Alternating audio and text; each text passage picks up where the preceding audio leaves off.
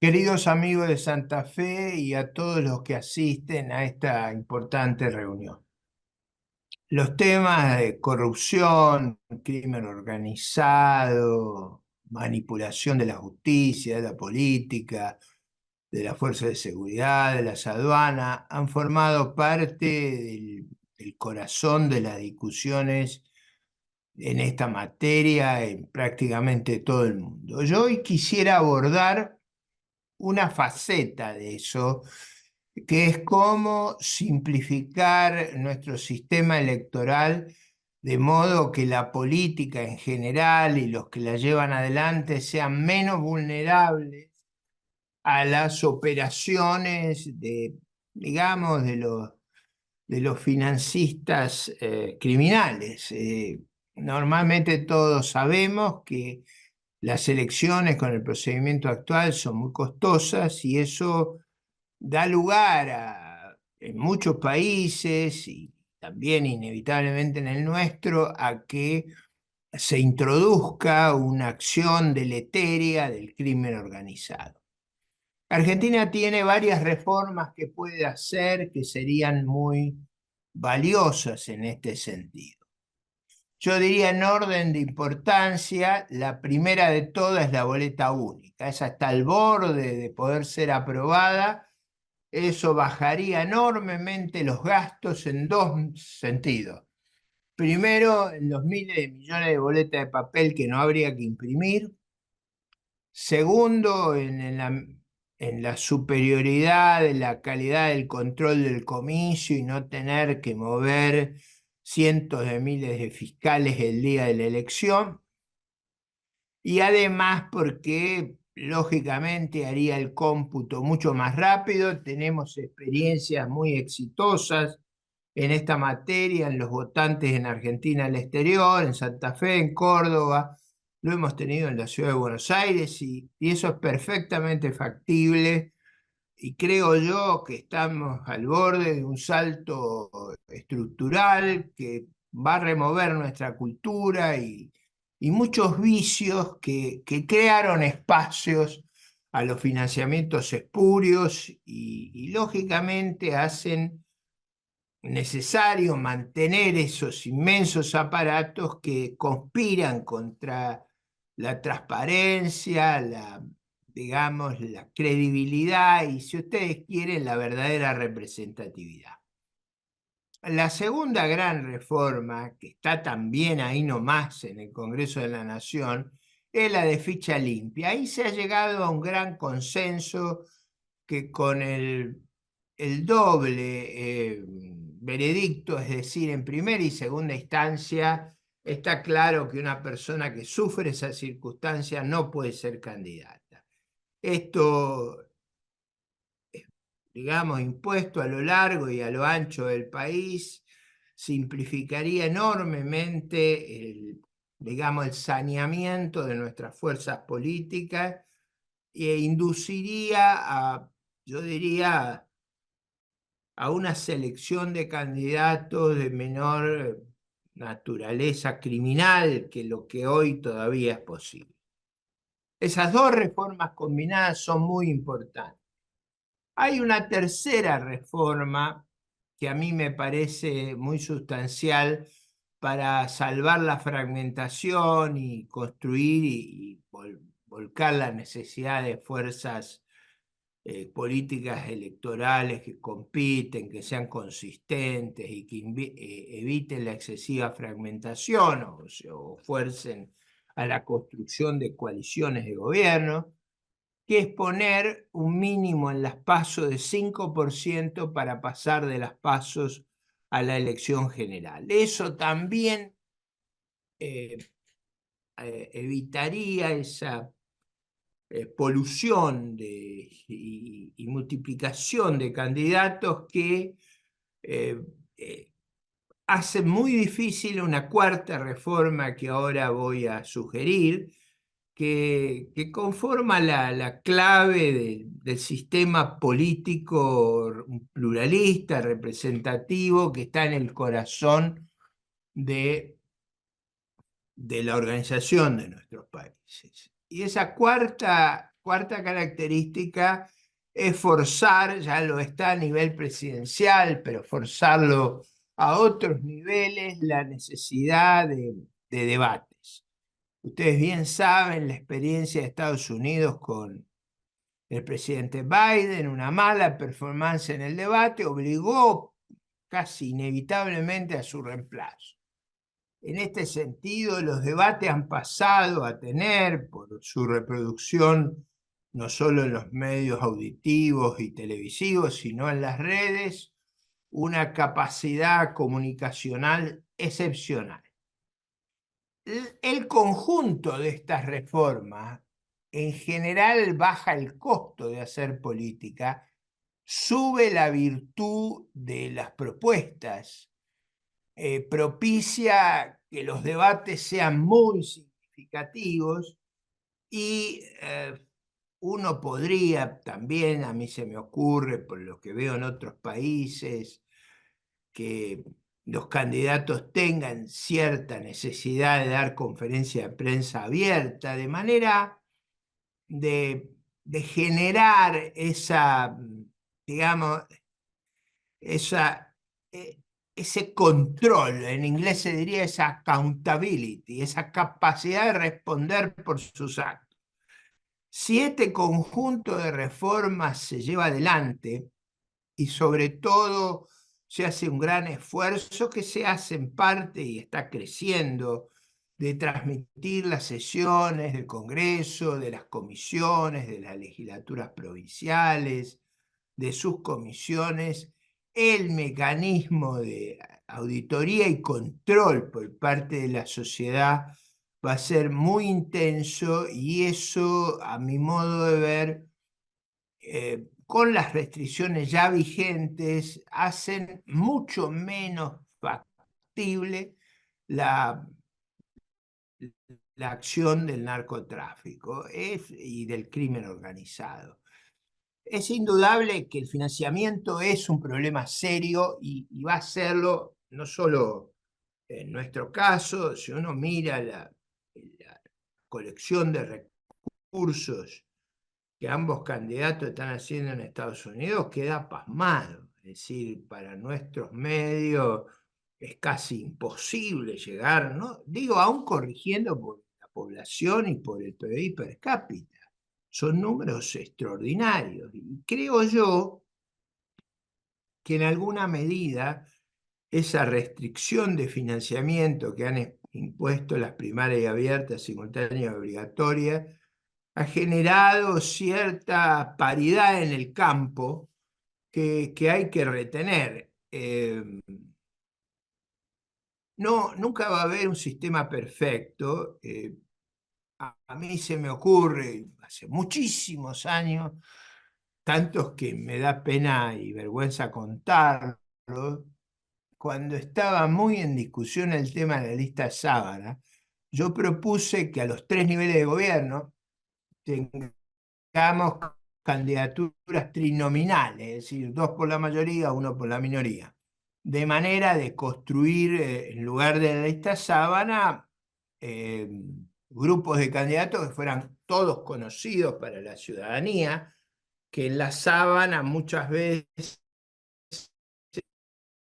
sé que con la suba del piso de la PASO, gran parte de esto se ordena, pero creo que es legítimo ese debate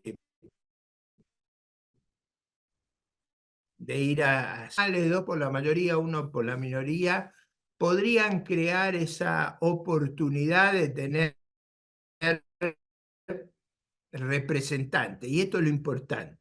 El Congreso y la legislatura son las que determinan los gastos, las que determinan los impuestos. En un momento donde en nuestro país ocurren fenómenos desmesurados de subas de impuestos y contribuciones en gobiernos locales, cuando digo subas desmesuradas, en Lanús se ha triplicado la tasa. O sea, el 2% de las ventas brutas se ha pasado al 6% de las ventas brutas. Es una cosa que nunca se había visto. Ahora, ese desborde en parte es por la crisis de representatividad.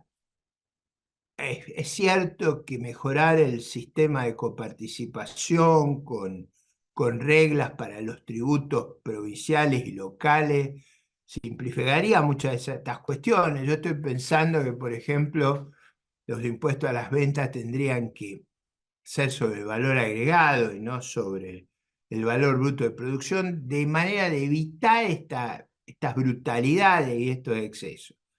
Pero parte de eso es la crisis de representatividad.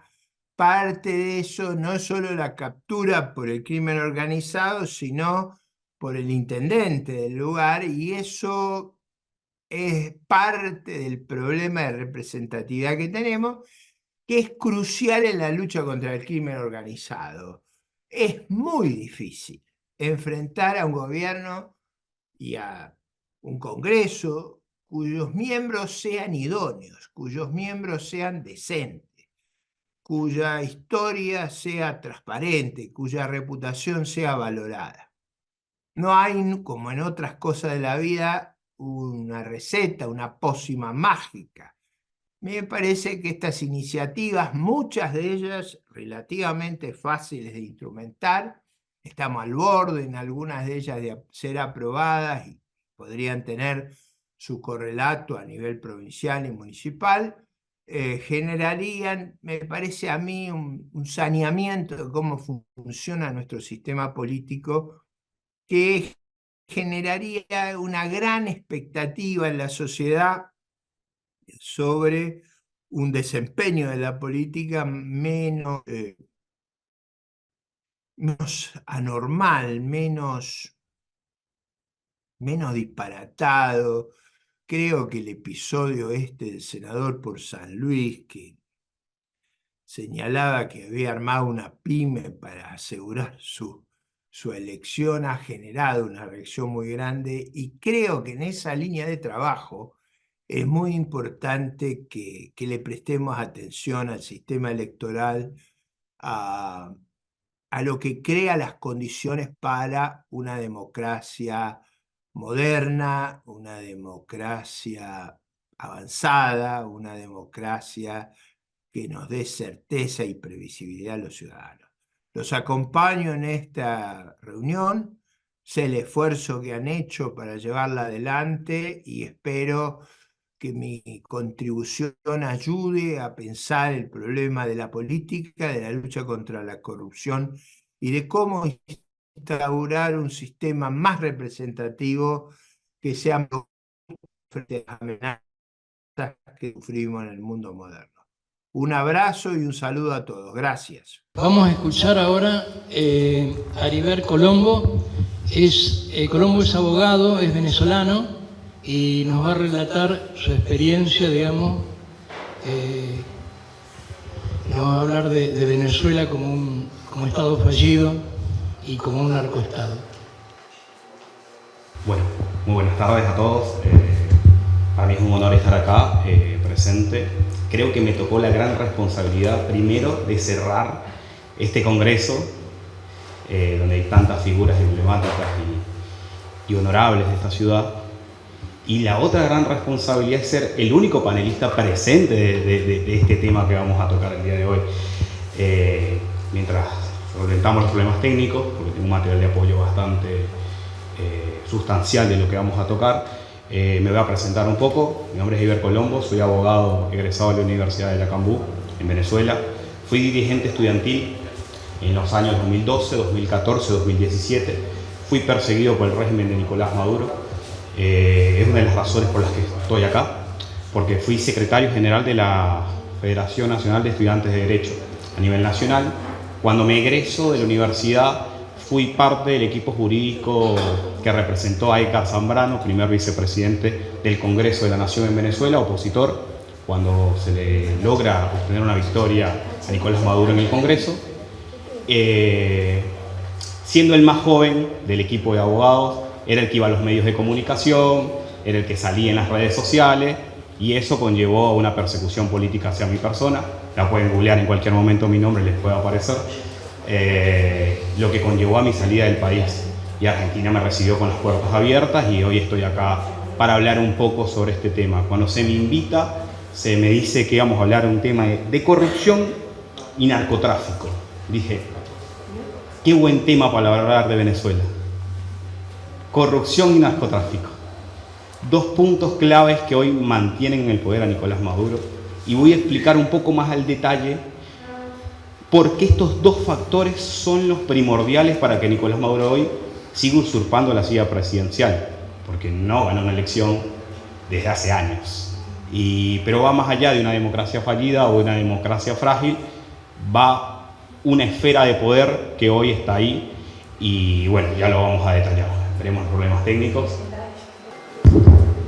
Bueno, ahora sí, después de unos problemas ciertos técnicos. Bueno, como les venía diciendo, de ahí nace el título. Venezuela, un estado secuestrado por el narcotráfico. Para entender un poco de esto tenemos que resumirnos o irnos a la época de los años 70 y 80. ¿Qué era Venezuela en los años 70 y 80? Una de las naciones más prósperas, no solo del continente, sino del mundo. ¿Esto por qué? Porque tenemos un oro negro se dice, petróleo, el país con más petróleo del mundo. Y ustedes se preguntarán, ¿cómo el país con más petróleo del mundo está en la circunstancia que se encuentra hoy en día? Y ahí volvemos al contexto histórico. Venezuela, una de las naciones, una democracia frágil, era bipartidista, se encontraba con Acción Democrática y COPEI. Como se decía coloquialmente, se repartían los puestos de poder. Un año le tocaba al presidente de Acción Democrática, la otra jornada le tocaba al presidente de COPEI. Unos de centro izquierda, otros de centro derecha. A pesar de ser un esquema bipartidista, Venezuela tenía el poder económico del petróleo. Y esto derivó a que muchas naciones hoy nos visitaran, tuviésemos alianzas comerciales, pero esta política se rompe con un outsider que llega en 1992 llamado Hugo Chávez. En el golpe de Estado de 1992 de Hugo Chávez, donde asesinan a 1.472 personas, que eso se recuerde, hubo asesinatos en el año 1992, fracasa el intento de golpe de Estado contra el presidente Carlos Andrés Pérez, que luego enjuician a Carlos Andrés Pérez y no a los que hicieron el golpe de Estado. Ahí empezamos con una corrupción sistemática del sistema judicial. Esto llevó a que Chávez llegara al poder en 1999. Con la llegada de Chávez al poder hablábamos ya de un país donde se aumentó el clientelismo, el amiguismo y la colocación de puestos de poder de personas de confianza. Pero esto se agudiza en el año 2002 cuando a Chávez le dan un golpe de Estado. Inclusive a Chávez lo sacan de Venezuela en el 2002 los mismos militares que hoy mantienen el poder a Nicolás Maduro. ¿Esto por qué? Por control de poder, control territorial. Cuando Chávez retoma el poder en el 2002, esto agudizó un poder en la Fuerza Armada Nacional. Tuvo que ceder a la Fuerza Armada Nacional puestos claves, puestos de control, puestos territorial, puertos, aeropuertos, inclusive todo el esquema político del Estado lo controlan los militares. Y esto conllevó a que, como podemos ver en las imágenes, arriba era una Venezuela próspera, una PDVSA, la petrolera de Venezuela, una de las más grandes. Teníamos el hospital universitario de la ciudad universitaria de Caracas, uno de los más tecnológicos para la época en el año 1990. Luego tenemos la construcción de avenidas, la Universidad Central de Venezuela y abajo la decadencia que se encuentra hoy en día. Todo esto derivó en el control militar. Hoy por hoy tenemos ministerios controlados por militares que en su vida fueron académicos, en su vida tuvieron puestos de poder. En el 2002 llega un gran concepto y empezó a escucharse a lejos la creación de un cartel narcotraficante que se llama el Cartel de los Soles. El Cartel de los Soles. ¿Quién es el Cartel de los Soles? Por favor.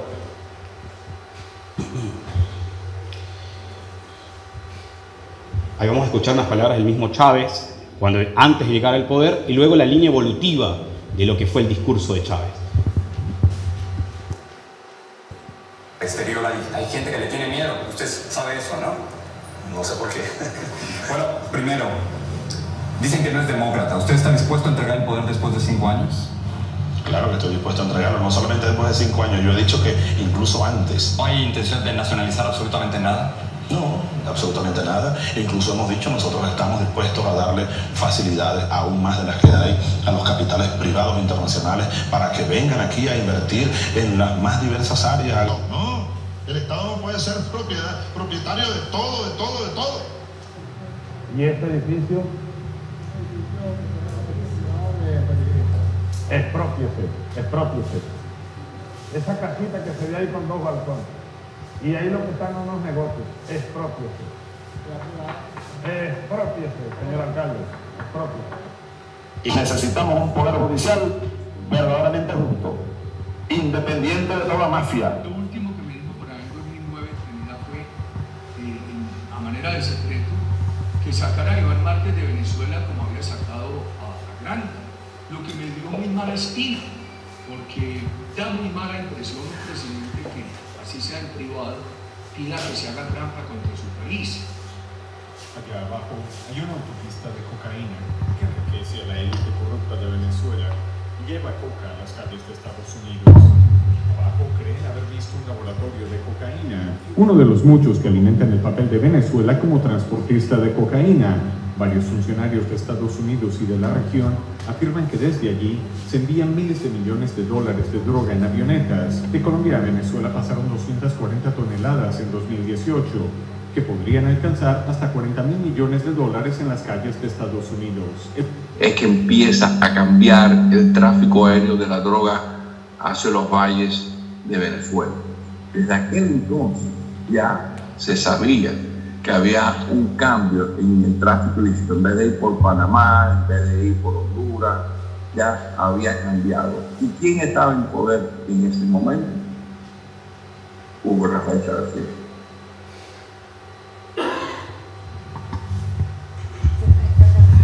Sí, bueno, este fue un breve preámbulo para entender dónde nace este élite de corrupción. No nace con Nicolás Maduro, no nace con el régimen de gobierno que actualmente preside en Venezuela. Son 25 años de un esquema de poder que se ha mantenido a través de la droga, el narcotráfico y el consumo, inclusive de minerales hoy, como es nuestra acero. Vamos a hablar qué es el cartel de los soles. ¿Quiénes componen el cartel de los soles? El cartel de los soles lo conforma la Guardia Nacional Bolivariana, esos que están llamados a defender a la ciudadanía, esos que están llamados a defender los intereses de la soberanía y la nación. Se hacen llamar el cartel de los soles porque en la estructura de la Guardia Nacional el sol significa un grado de mando. Tenemos desde un sol hasta 5 soles. 5 soles es la fuerza, el mayor, que es Vladimir Padrino López, hoy ministro de la Defensa. Este esquema de soles, entre más soles tengas, más poder tienes dentro de la rama del narcotráfico. Los que tienen 1 o 2 soles, que son los capitanes y tenientes, manejan el control de rutas, vías aéreas, vías portuarias, fronteras. Y hasta que llega el momento de la élite, en el momento de la élite manejan completamente el control y el acceso de todo lo que pasa en Venezuela. El cartel de los soles en su momento solamente se dedicaba al narcotráfico con cocaína proveniente de Colombia, con alianzas con grupos armados como el ELN y la guerrilla. Hoy por hoy el cartel de los soles ha intensificado y ha diversificado su rango de acción, y hoy tenemos los minerales como el oro, el coltán en la selva del Amazonas, inclusive ha derivado en enfrentamientos grandes con grupos disidentes de la FARC y el ELN en esa zona fronteriza. El control territorial es bastante extenso. Hoy Venezuela, debido a sus sanciones, ha tenido que improvisar sus fuentes de acceso a ingresos económicos, y una de esas ha sido el oro, la guerra por el oro en la actualidad. Pero no solo fue el caso del cartel de los soles lo que invadía Venezuela. No sé si escucharon o conocen o han escuchado de Tarek El Aissami. Tarek El Aissami fue vicepresidente de la Nación, ministro de Seguridad del Interior, y fue él quien tuvo un rol de vinculación entre Oriente Medio y Venezuela. Fue él el que buscó la alianza de Venezuela con países como Irán, Irak, Siria, regímenes también dictatoriales, y a través de esta conexión de Tarek se hizo lo que fue el narcotráfico desde Venezuela hasta Oriente Medio. De ahí vienen sus derivados, buques de petróleo ilegales, llevadas de oro y muchas cosas más, todo a través de Tarek El Aissami. Hoy está detenido Tarek, pero no por sus índices de corrupción. Está detenido porque los esquemas de poder en Venezuela se dividen en tres. Está la familia Rodríguez, que es la alianza de Nicolás Maduro. Está la familia Cabello, que es el que tiene el control de la Fuerza Armada Nacional. Y están los Chávez. El Aizami pertenecía a los Chávez. Hoy por hoy, en la guerra de poder que existe en Venezuela, los Chávez perdieron control total del país. Son los Rodríguez y los Cabellos los que mandan el país. Y en esta lucha de narcos, porque es una lucha de narcotraficantes, lo que estuviste en Venezuela, el Aizami fue la víctima que cayó preso. Porque si vamos a la realidad, en el año 2010, no sé si escucharon a Walid Maclé, no sé si lo recuerdan. Walid Maclé fue el narcotraficante más grande, inclusive más grande que el Chapo Guzmán, venezolano, que fue detenido en el año 2010 en Colombia. Walid Maclé es venezolano, un empresario encargado de toda la organización de droga a nivel mundial. Todo saliendo de Venezuela. Cuando Walid Maclé lo detiene en el año 2010, hizo unas acusaciones directas, donde él dice que pagaba $5 millones por mes al ministro del Interior y Justicia de Venezuela, en ese momento, Tarek El Aizami, para que todos sus cargamentos de droga salieran de Venezuela. En estas declaraciones, Maclé afirma que todo el esquema de poder en Venezuela era manejado por el Cartel de los Soles y él, con el permiso del Cartel de los Soles, hacía el tráfico de droga en lo interno en Venezuela. En ese momento estaba en la presidencia Hugo Rafael Chávez Frías. Luego tenemos las instituciones. Hablamos de la Fuerza Armada Nacional, como podemos ver acá, y el SEBIN, el tan famoso SEBIN, el Servicio de Inteligencia Venezolana. Las Fuerzas Armadas Nacionales hoy por hoy están presididas por Vladimir Padrino López. Es decir, el control de la droga al interno de Venezuela lo maneja Vladimir Padrino López. Por eso es que la esperanza de una irrupción militar en Venezuela son casi nulas, porque el poder de la droga es lo que controla a la Fuerza Armada Nacional. Luego tenemos el SEBIN. ¿Qué es el SEBIN? El Servicio de Inteligencia de Maduro, la policía política. Son los encargados de la Operación Tuntún. La Operación Tuntún es la que te tocan la puerta a todo opositor o manifestante al régimen de Maduro. Mismo cuerpo y organismo que está siendo investigado por crímenes de la deshumanidad. Mismo cuerpo de investigación que te revisa el celular hoy en la actualidad si andas en un control ciudadano para ver si tienes mensajes contra Nicolás Maduro y que es una razón de detención. 30 años por terrorismo le están imputando a 37 adolescentes hoy por hoy y a 3.500 detenidos, solamente por el hecho de pensar distinto. Pero, ¿cuál es el rol del SEBIN dentro del esquema de la droga? El SEBIN es el servicio de inteligencia, el que facilita toda la información a los grupos paramilitares, como la guerrilla del ELN, dónde actuar, dónde no actuar, y el servicio que protege a Nicolás Maduro de la esfera del poder. El servicio que avisa cuando hay un intento de golpe de Estado, el servicio que avisa cuando hay una investigación en su contra.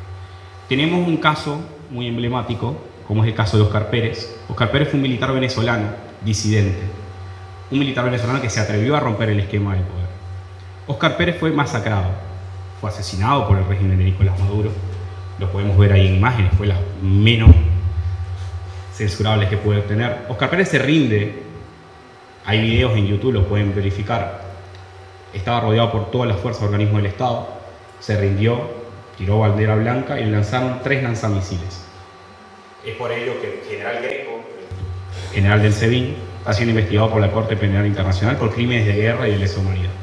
Porque hasta en la guerra existen derechos humanos y se le violentó a Óscar Pérez por este cuerpo de seguridad.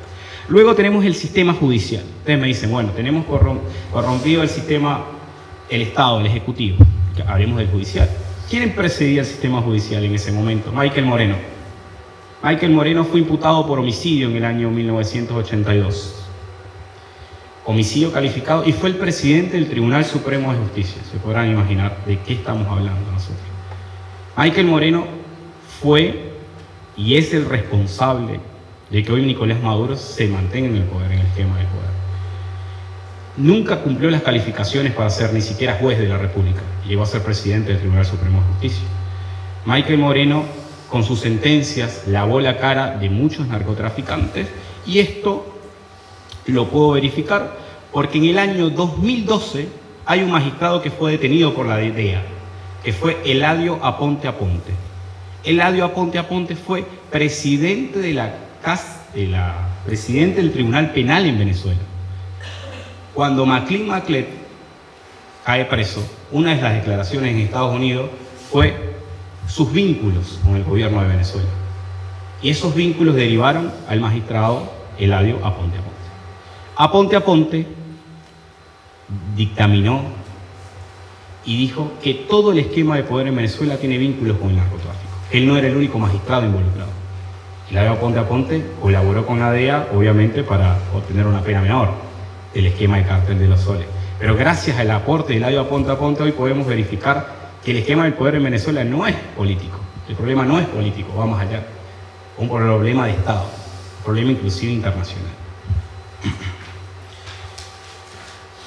Luego tenemos por ahí el impacto internacional y regional, tenemos la ruta de tráfico.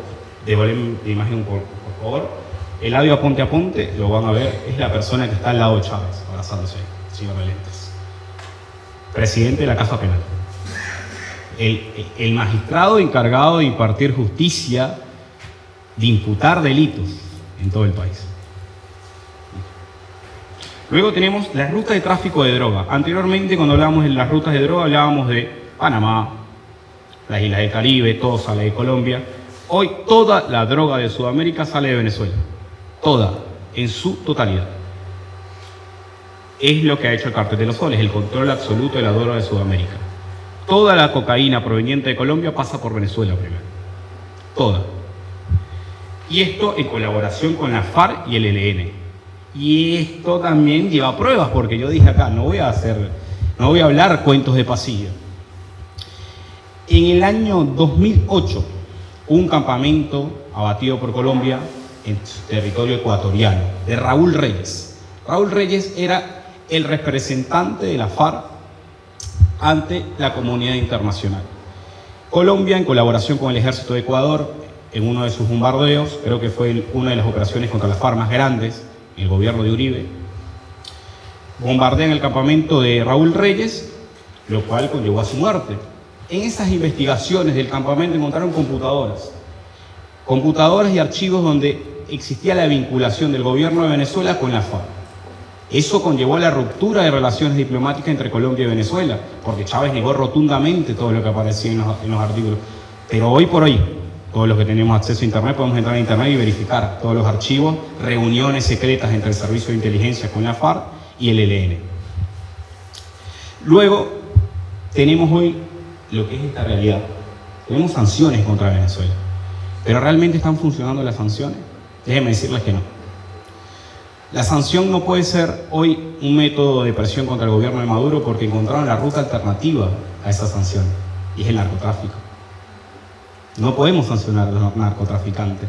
No podemos con acciones políticas frenar acciones extrajudiciales.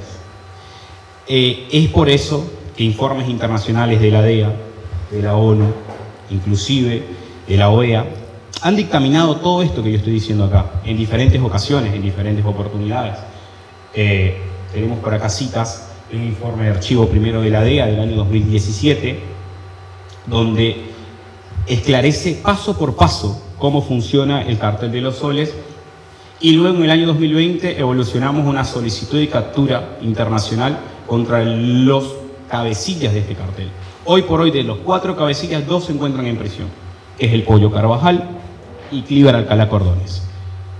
Cliver Alcalá Cordones, hoy por hoy colaborando con la DEA con información crucial. Pollo Carvajal, que está en España todavía esperando extradición a Estados Unidos. Luego queda en la esfera del poder más grande, Nicolás Maduro y Diosdado Cabello. Luego, en informes detallados, podemos ver cómo son las rutas del impacto internacional de la droga. Todo pasa por Venezuela. Incluso me dio tiempo, mientras charlaba y preparaba el material que iba a estar acá, información reciente.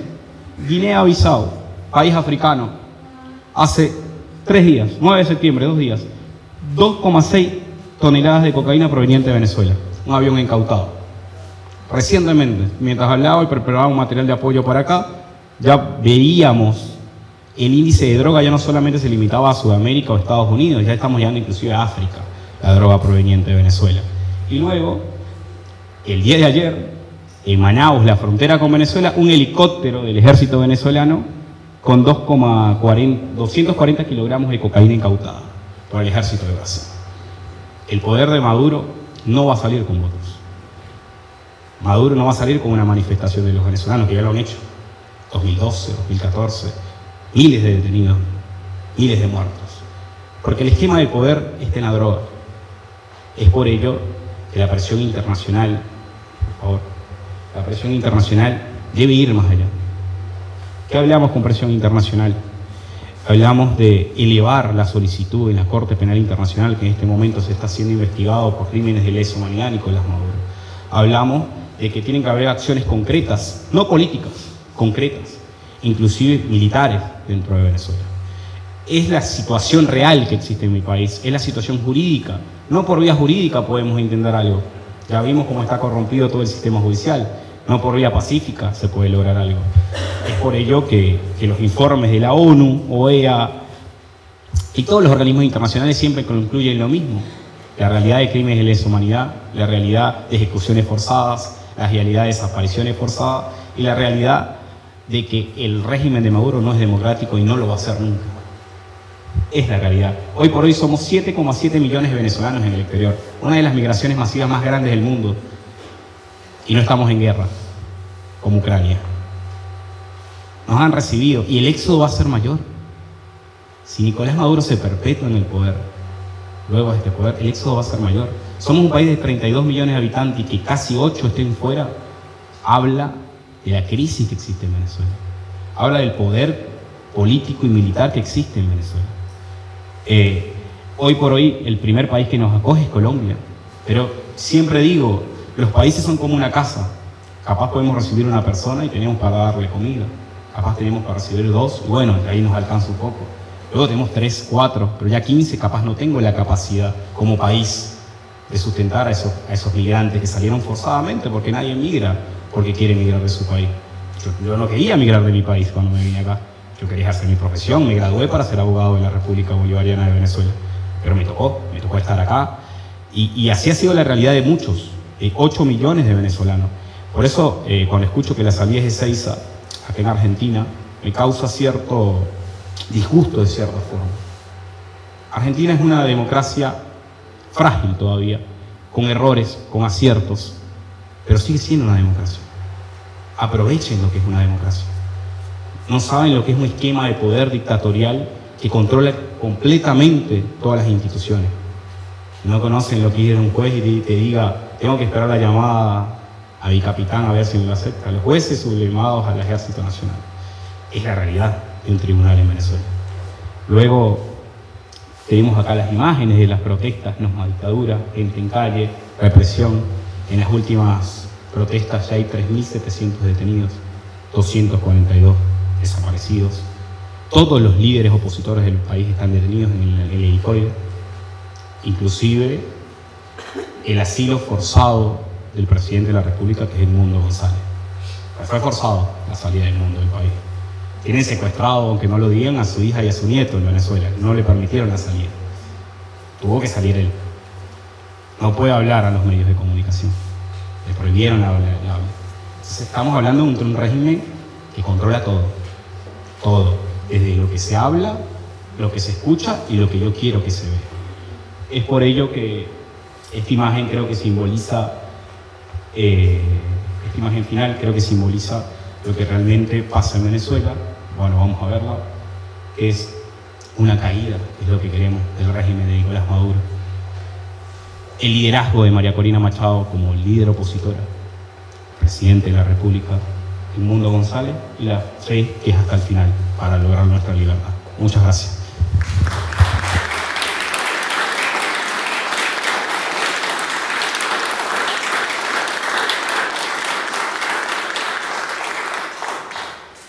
Perdón si me entendí, Tito.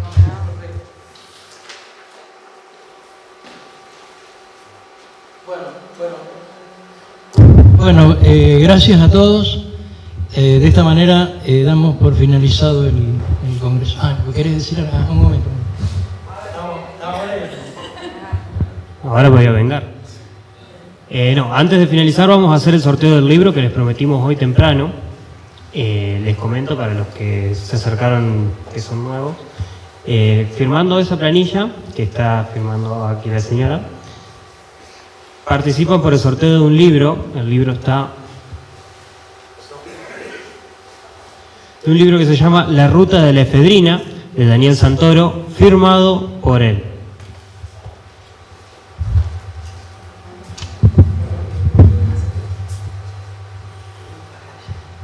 Bien, así que vamos a invitar a alguien del público para que venga a hacer el sorteo. Tenemos acá los papeles.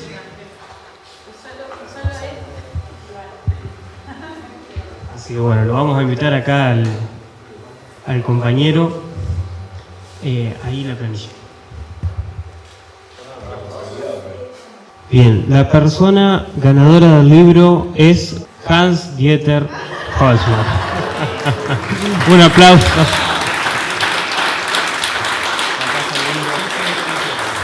que bueno, felicitaciones por el premio. La foto, la foto. Con Daniel, que Daniel aporta. Daniel, para la foto, para que eso también quiere. Le dio la suerte.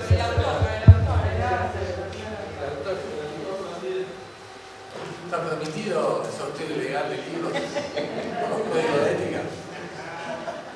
Pide que va.